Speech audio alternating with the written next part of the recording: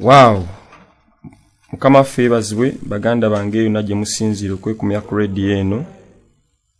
Tuuka buli nsonda ya buli nsi yonna district zonna ez'enjawulo.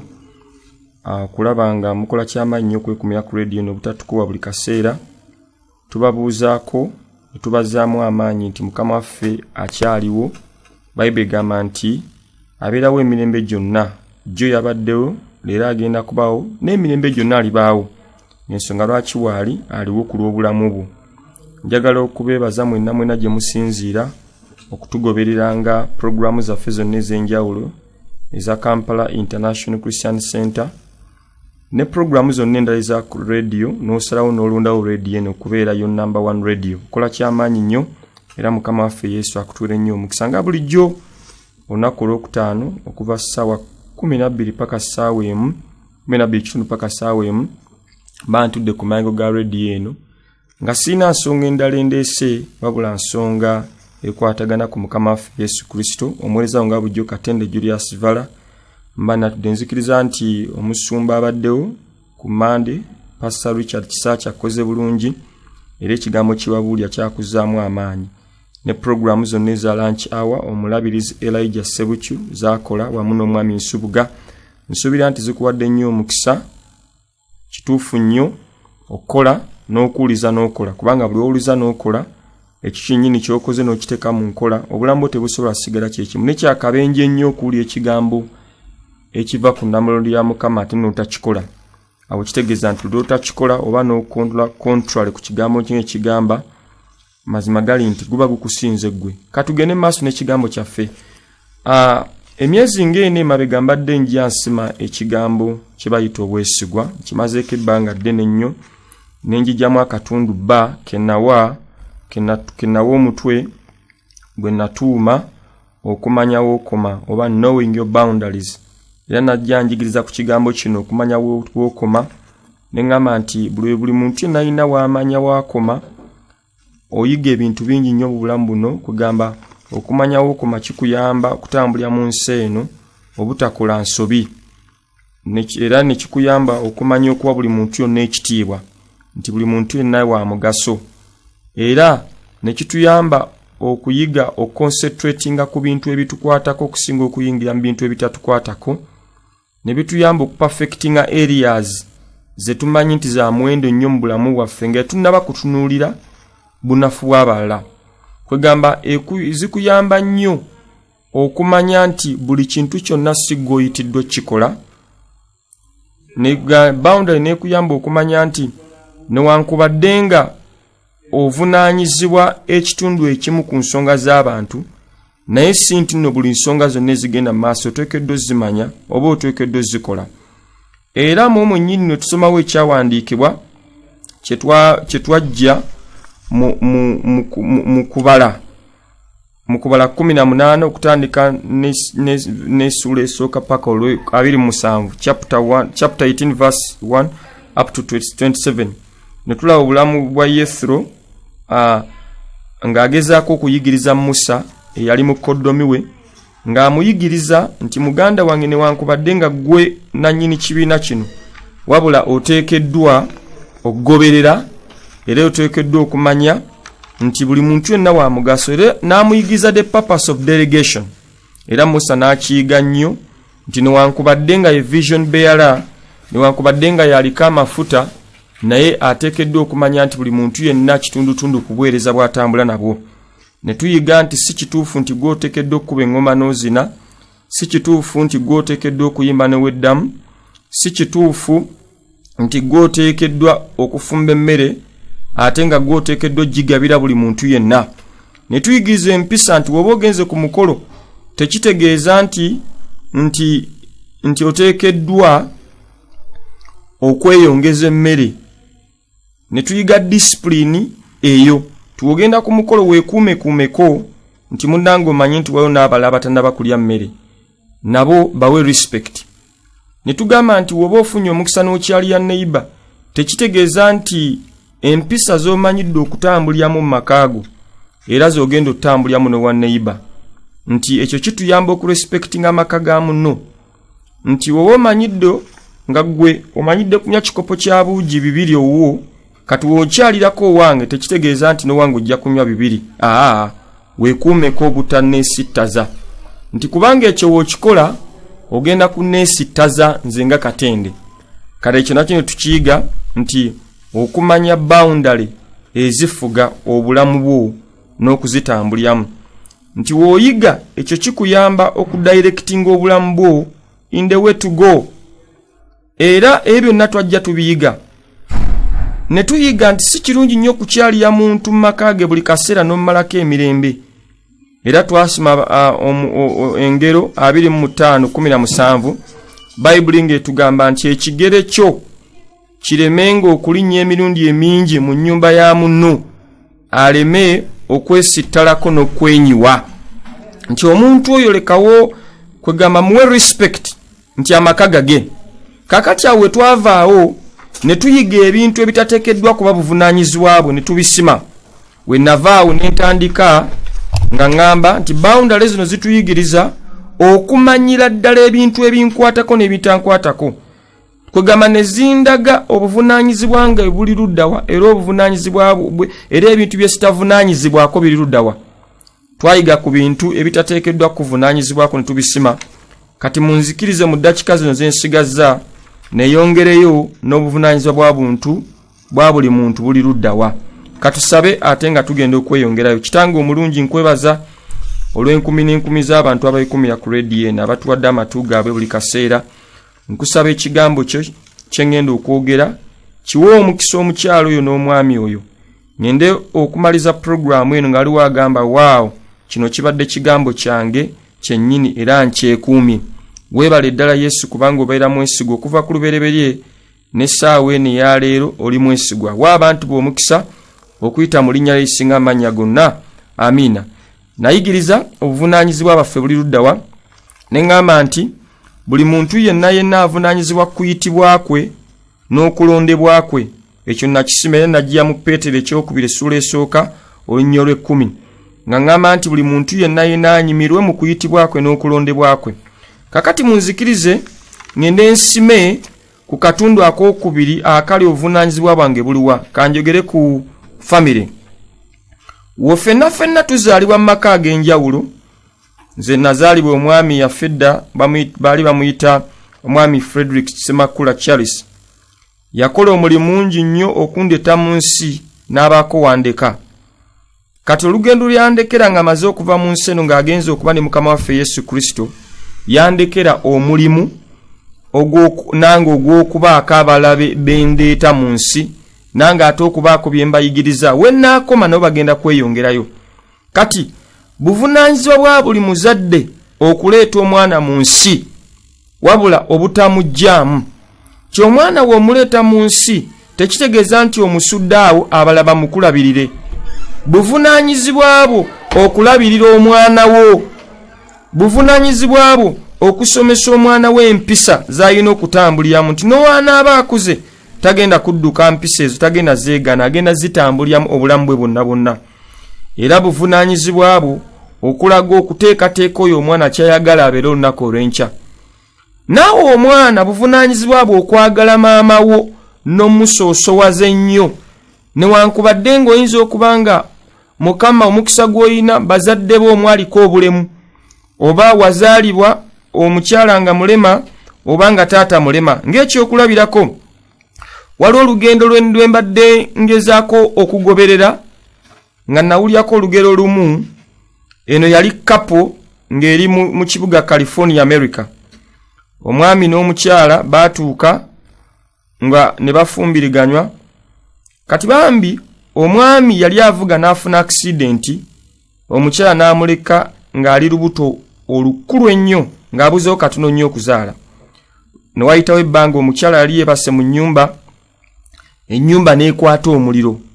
Ennyumba we yakwata omuliro, omukyala yagenda ozuuka nga buli wantu wonna wakutta omuliro naye ng'alina obulamu bw'omwana ono. N'alwana nnyo afuluma ennyumba naye nga talaba waayita. Ng'olubuto lunene, nga mu lunene lwabo ng'omuliro gugenda tuuka ku lubuto. Mu kulwana ennyo omuliro guleme kwokya lubuto lwe, ya bendi nga bubeniza olubuto n'alukutamya wansi n'ateekayo face eno nga kikyayagala ayagala kuwonya bulamu bwa mwana na buli mu lubuto. Omuliro ne gwokya omukyala face yonna n'ensirira neggwaawo. Omukazi yali omulungi n'akuba endulu nga teri n'omwamutaasa naye nga kyalwana kulwana lubuto luno kubanga gyakoma okuyimirira busimbalala straight omuliro gugenda kwokya olubuto luno kitegeeza omwana ene hit gyafuna ku lubuto omwana agenda kufa. Bambi omukazi n'alwana nnyo abantu ne bajja ne bamudduukira naye nga olwedde face yaweddeyo nga yonna yasaanyeewo nga yonna tekyafaananika. Ne bamutwala bambi eky'omukisa omulungi omukazi n'awona n'agezaako okuwona n'awonera ddala era we yamala okuwona ne bamulongoosaamu omwana nga takyasobola puushinga olw'amaanyi gali omuliro gye gwamuyisaamu. Kati omukazi ne bagezaako mumukolako sajjale n'egaana nga face egaanidde ddala nga tekyasobola kutereera. Omukyala we yamala ebyo byonna bambi n'azaala omwana n'abeeraawo. Kati omwana we n'agenda ng'akula omwana atandika okukyawa maama we lwaki nga maama afaana bubi ng'alinga nga kisodde nga naye n'omulaba osobola n'okudduka nga teyeegombesa nga tewali na nsonga gy'osobola kuwa muntu nti ye maama wo. Omwana akula nga rejectinze maama we nti oyo si maama wange lwaki olw'obubi maama bwe yali alina mu face. Naye nga maama ono teyafuna mukisa gubulya mu mutabani we kikyabaawo. Omwana n'akula nga yeegana maama we. Bambi omwana adduka n'owaka n'atandika obulamu obuli independent. Kye kimuddusa waka face maama gy'ayina ng'eri agire nga tasobola kugamba muntu nti ye maama we. Omusajja n'akula n'abeera prominent nnyo in life. N'afuna omulimu gw'ebbeeyi ensi n'etandika omumanya n'atandika n'okubeera ne programs eza radio nga buli omu afollowinga programs ze nga buli omu amugoberera nno ddala. Munnange nno olunaku lumu maama yali ali ku TV ng'alaba mutabani we ng'ayogera ne bamubuuza naye Fred bintu byonna by'oyogera nga tukulya ng'oyogera ku maama we, do you have a mother? N'abagamba nze sina maama wange yafa dda twamuziika na dda. Ko omuntu omu n'amubuuza nga tuwulira nti olina maama wo alina face weight n'amugaa toddangamu okukyogera nze si mu maka gaffe tulina muntu mubi oyo si maama wange. Maama bambi n'asalawo n'agamba finally kangene mbuli omwana wange kye kyantuukako. N'alinnya emmotoka ajje mu kibuga anoonye mutabani we waali ajje bambi akole ki amubuulire. Osanga anamubuulira omusajja ono ajja muzzaamu amaanyi omwana ono ajja muwuliriza amukonsidering nga maama we.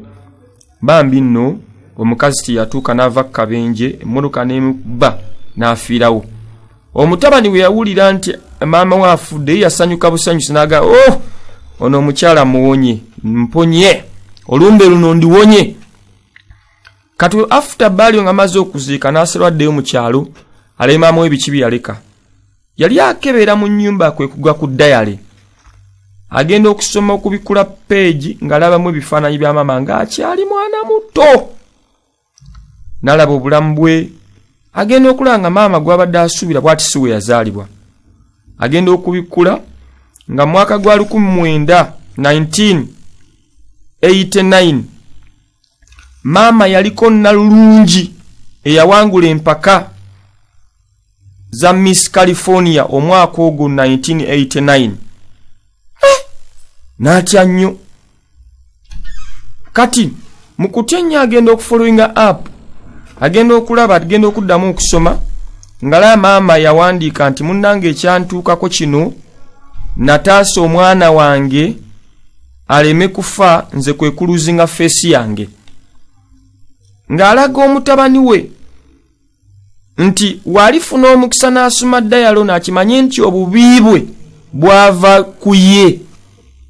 Nti maama yeewaayo ku nsi kuno n'ayokebwa omulyo gonna face nga kikyataasa ataasa omwana we aleme kufa. Osanga yaligambye akanfiirwa omwana nze ntaase face yange then after 2 years lewo nesimbe mpangule ne wadi endala y'okubeera Miss California. Nikyo teyakikola. Gwampuliriza olina omukisa nti olina muzaddewo. Abazadde abasinga balina obulemu naye ng'obulimu obusinga bwava ku baana baabwe. omwana ono n'akaba amaziga n'adduka agende yeetondera amagombe nga takyasoma maama yafadda nga yayeegaana maama we ninga maama we obubi bwaliko feesi yonna eyajjako ebigalagamba yajja because of omwana ono ng'agezaako kutaasa ono omwana ali mu lubuto era ne yeewaayo feesi ye n'eyokebwa yonna yonna ataase omwana aleme kufa. Buvunaanyizibwa bwe gwe ng'omwana okucelebratinga maama wo. Oyinza okuba nga maama wo akuzaala pigini oba taata akuzaala is a draft. N'ekyo tekimuggyako kubeerayo muzadde, tekimuggyako kubeera si maama wo. Celebrate your mother. Oba mu yakuzaala mu bukadde kati gw'okuza omulaba nga jjajjaawo, buvunaanyizibwa bwo ng'omwana okulabawo maama wo, okumulaga nti maama wa mugaso nnyo n'okusinga abalala. Abaana abamu beegomba bazadde abalala bayita bazadde baabwe nga bali abalaba basuulawo kubanga balaba nti omwana maama wo tagasa.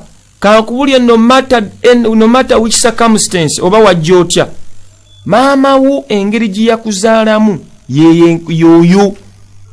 Oba yakuzaala nga bamukutte n'ojja mu nsi, ye maama wo, tomwegaana. Kasaaba nga yakuleeta mu nsi n'oba ng'okyali mulamu, you should thank God nti oli mulamu. It is you to promote your parents, okubalanga okubasoosowaza. Bayibuli etugamba okutya bazadde baffe. Ennaku zaffe zibeere nnyingi mu nsi. Buli w'otya maama wo, taata wo n'omuwa ekitiibwa. Emyaka mingi Mukama agigatta ku nsi kubanga our parents are representatives of God on this planet Earth. Lwana nnyo gwampuliriza okusoosowaza muzaddewo, okumusoosowaza okusinga abantu bonna. Teri muntu agenda kwagala muzaddewo nga ggwe. Teri muntu agenda kudifendinga muzaddewo nga ggwe. Teri muntu agenda kwamukisa bazadde bo nga ggwe. Abazadde boogera kinene nnyo mu nsi. Your biological person olina omuwa ekitiibwa ennyo. Newankubadde nga akuyisa bubi nga akkuza, newankubadde nga aliwo ebintu byakola nga si bituufu, asigala muzadde. Kubanga omuzadde Katonda amuwanya ekitiibwa. Omuntu nga yayitako mu kufa nga akuzaala nga akuleeta mu nsi, you must prioritize that person. Omuvubuka ono yayiga nnyo nga maama we amaze okufa. N'ayagala afune omukisa ogwetonya maama we nga takyasoma maama we nga amaze okuvaawo. Maama feesi yonna yasaanawo nga gwe n'owoomulaba olabira ddala ekimenke, olabira ddala omuntu atafiiti nga kubeera mu society. Naye ng'obubi obwo bw'aliko is because of Fred gwe yaleeta mu nsi, nga yamuleetera maziga. Taata amaze okufa n'alwana n'omwana n'afuna n'accident endala y'omuliro, n'aluzinga akaduuka ke, n'aluzinga maketi ye eyamuwanguzaako one time wa Miss California in 1989. Laba kati aluzinze face, takyasobola kuddamu kutereeza bwenyi bwe. Ompuliriza essaawa zino. Buvunaanyizibwa bwaffe okulabirira famire zaffe gwe ng'omwana. Bw'oba okyalina omukisa ogw'abazadde bo ng'okuze, bazadde bo bawe ekibagwana. Si kirungi okusula mu bbangalu naye nga maama we asula mu kasiisira. Si kirungi gwe kuvuga mmotoka naye nga maama we atambuza bigere. Maama sooka omuwe buli kyonna ng'akyali mu nsi, woba ng'olina single maama, woba ng'olina both, bonna baagale nnyo nnyo nnyo nnyo. Kubanga awo wennyini w'oli waliwo omuntu yatema paasi obeewo. Awo wennyini w'oli waliwo omuntu yarwana ennyo okulaba ng'ofuuka ekyo ky'oli. Ekyo ky'otambuliramu, ekyo ky'oli olw'olero, jjukira waliwo omuntu akutuusiza w'oli, and that is none other than your parent. Yagala nnyo omuzadde, soosowaza nnyo omuzadde, fa nnyo ku muzaddewo, n'obulamu bwo bwonna bwonna bugenda kubeerawo. Ntandise n'abaana nga bazaalibwa. Njagala ngende ku sayidi y'abazadde. Naawe omuzadde buvunaanyizibwa bwo okulaga omwana ekkubo ly'alina okutambuliramu. Kati ffe tuli balokole. Bayibuli etugamba mu ngero 22:6. Bayibuli etugamba bweti. Engero Proverbs chapter 22 and verse 6. Bayibuli egamba bweti. 22 verse 6. Engero 22 tandike n'olw'omukaaga. Bayibuli egamba bweti. engero 22 olw'omukaaga. Manyiiza omwana omuto mu kkubo erimugwanira okutambuliramu, awo newankubadde nga mukadde talirivaamu. Version y'Oluzungu egamba train up a child in the way he should go. Nti yigiriza omwana, teekateeka omwana omuteeke mu kkubo ly'alina okutambuliramu. Ti newankubadde nga akuze, newaanaaba nga akuze taliva mu kkubo eryo. Omwana kyagenda okubeera enkya akitandika ng'akyali muto. Ky'omwagaliza okimutandika akyali buto. Togamba nti anze omwana ndimuyigiriza ng'akuze, tekisoboka. Omwana akopinga nnyo omuzadde ky'okola. Waliwo enjogera egamba nti waliwo enjogera egamba nti kola kyenkola, kyenkugamba tokola kyenkola. Ekyo kikyamu. Abaana bonna bagoberera nnyo gwe kyokola. Bwaki Bible tugamba train up a child, tagambye nti train up a person or train up a youth. Agambye mwana, nga literally kyategeeza omwana yenna okuyiga atandika buto. Buvunaanyizibwa bwaffe okulaga abaana baffe ekkubo lye balina okutambuliramu. Bw'oba oli mulokole, lwaki abaana becomes a nuisance in life? Lwaki abaana buli muze gonna omubiguli ku bo? Kubanga wagayalira obuto bwabwe. Omwana n'akula ng'amanyi nti abwe obulamu bw'alina okutambuliramu. Tolowooza nti omwana kusala ogenda musabira kyokka mu disciplining. Bible egamba spare the rod and spoil the child. Tosuula omuggo mu disciplining omwana mu ngeri z'alina okutambuliramu. Mukubire ekkubo eddungi. Omwana wali bakuza agamba kino kyendi ekingulumiza okufuuka kino kyendi is because of my parents. Yigiriza omwana ekkubo ly'alina okutambuliramu. Si kirungi kukwekana mwana mizeejo. Omwana muge mwana ngulaba akagalo kano ke bantemako nali nziba okubba kibi. Niye gwe buli wojja omwana omulimba nti yali accident. Mulage nti mwana wange buno obubi bwendiko is because of this and this. Osanga ne maama ne musali y'omusango.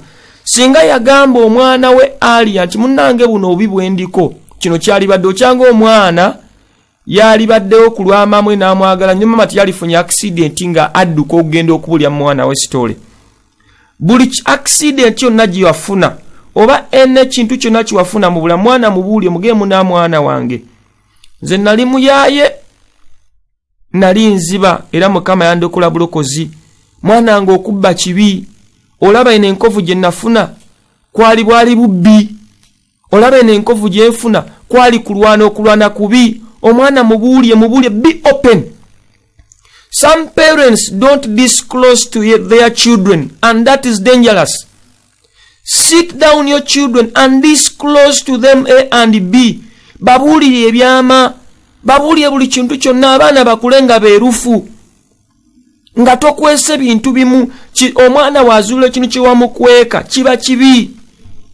Mulage ekkubo kati essaawa zino mwalina okutambula. It is your responsibility. Timoseewo ekisooka essula y'okutaano olunnyo lw'omunaana Bible egamba bweti. 1 Timothy chapter 5 and we are reading from verse 8. Bible egamba bweti. Naye omuntu yenna bw'atalijjanjaba babe n'okusinga ab'omu nnyumba ye nga yeegaanye okukkiriza era nga ye mubi okusinga atakkiriza. Bible egambye w'oba tosobola kulabirira nnyumba yo, nga tosobola kubaawo lwa nnyumba yo, oba toli mukkiriza. Bible egambye oba weegaanye okukkiriza era nga ye mubi n'okusinga atakkiriza. Olabe oli mulokole, abaana b'ogaanye bayigiriza empisa, abaana ba musumba mulamba, naye abaana tebalina mpisa, abaana bayaye ku kyalo. Bible egambye gwe ate oli mubi nnyo n'okusinga omuntu atakkiriza. Kikyentegeeza, it is better you provide for your children. Abaana bawe buli byonna bonna balabirire, Give them what they deserve. Give them the best you can afford. Omwana aleme kutambula ku kyalo nga asabiriza. Abaana guwa beezalya teri yakuzaalira baana. Woba ozadde baana 10, provide to those 10 children kubanga babo. Teri muntu agenda kukulabirira mwana wo ng'okyali mulamu. Ozala baki abaana b'osula ku nguudo?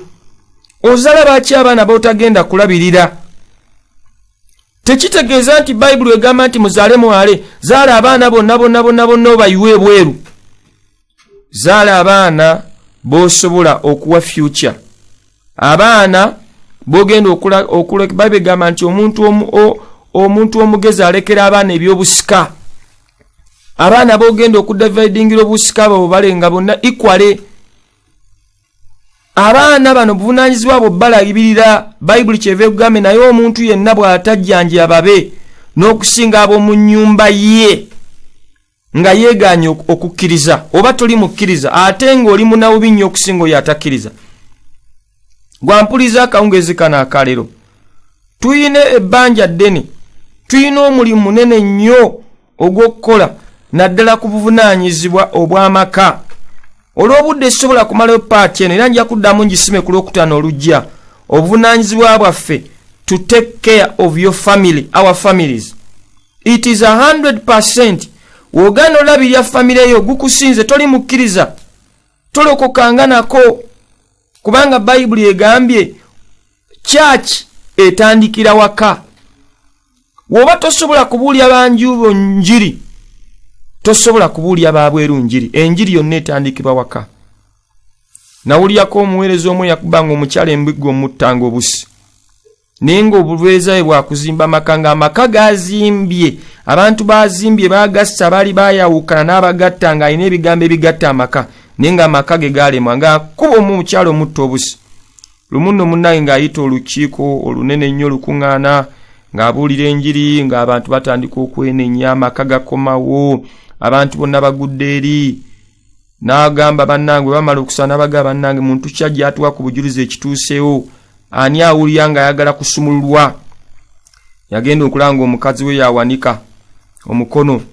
Omukyala n'amuwa omukisa. Omukazi n'agamba bannange omwami wange byabuulidde. Singa n'owaka bya practicinga. Omusajja yagweri nga naye atandika kwenenya. Ng'ekiraga nti ffenna tulina obunafu somewhere. Naye nga tonnaba kubuulya abantu balanjiri sooka ogibuulye gwe ne famire yo. Sooka oteeketeeke famire yo ebeere bulungi. Famire yo weba bulungi then ebwe togenda kubaako ng'onenyezebwa. Gwampuliriza.